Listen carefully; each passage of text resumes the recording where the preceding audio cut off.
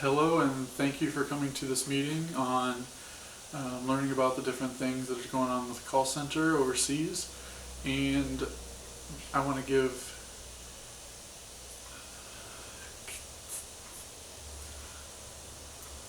Hi, thank you for coming to this meeting about the call center. My name is Sean Knopfseer, and I am currently the manager and the overseer of the call center now that it is overseas. And I was the assistant manager while it was in the US side. Basically, I'm here today to go over some issues that I've noticed with my team and to give some recommendations on where we need to go from here. Some of the main issues that I want to cover today are the complaints that we are getting from customers. They have been increasing, and I'll discuss why.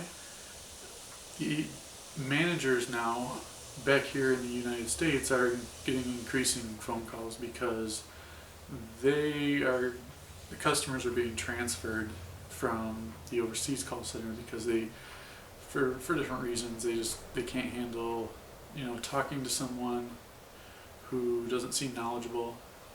Maybe they can't understand them, and because of that, the customer experience is declining. This is my main thing, is to make sure the customers are always, having a good experience throughout the call, and then I will give some recommendations at the end.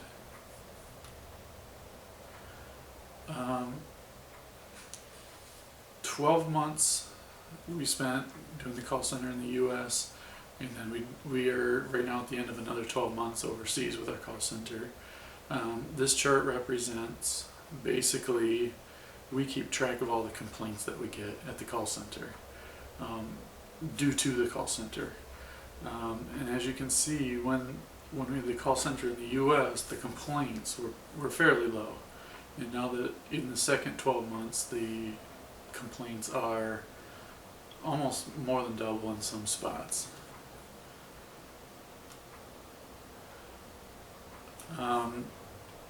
The calls then, because the customers are getting frustrated, they are then being transferred back to the US to where they can talk to a manager. Basically, this takes the first 12 months in the US and compares it to the last 12 months. And as you can see on this chart, in most cases, when it was in the US, it was 1/3 less than it has been in the current 12 months. A couple reasons for this is, one, the customer may not have been able to understand the person on the phone, and also they haven't really felt comfortable with their expertise level.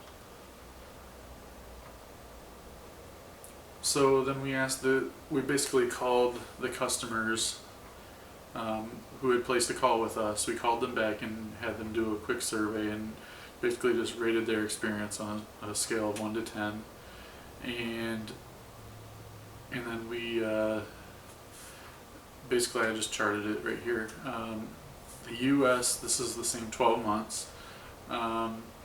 61% of the customers that we surveyed had a 7 to 10 rating on that scale of their overall experience, versus when they dealt with an overseas person on the phone, only 18%. So there's a big difference there. And then the biggest noticeable thing on here, 73% was overseas, was 4 to 6 rated on the scale, which is quite a bit more than the highest point on the US side, which was the 7 to 10.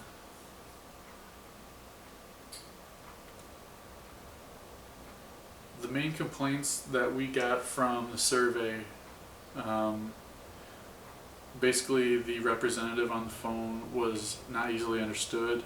This could be just mainly because of an accent, and also they felt that the representative didn't have a high level of expertise like they should have. And this is something that we also found not to be true with the US side. My recommendations would be to return the call center to the US. When we also asked the customer, would you give up a little bit of wait time in order to get better service? And the majority of the answers were yes. So this kind of works in one main way is we can have maybe a few less employees at the call center in the US and give the customers a little longer wait time but a better experience, and most of the customers said that they would go for this. Because the customers are not going to be rerouted to the managers will also gain time. And this will just kind of free up time for them. They don't have to worry about talking to customers. They can let the call center handle that. And then it just gives an overall great customer experience. Thank you for your time, and I hope you take my recommendations into consideration. Thank you.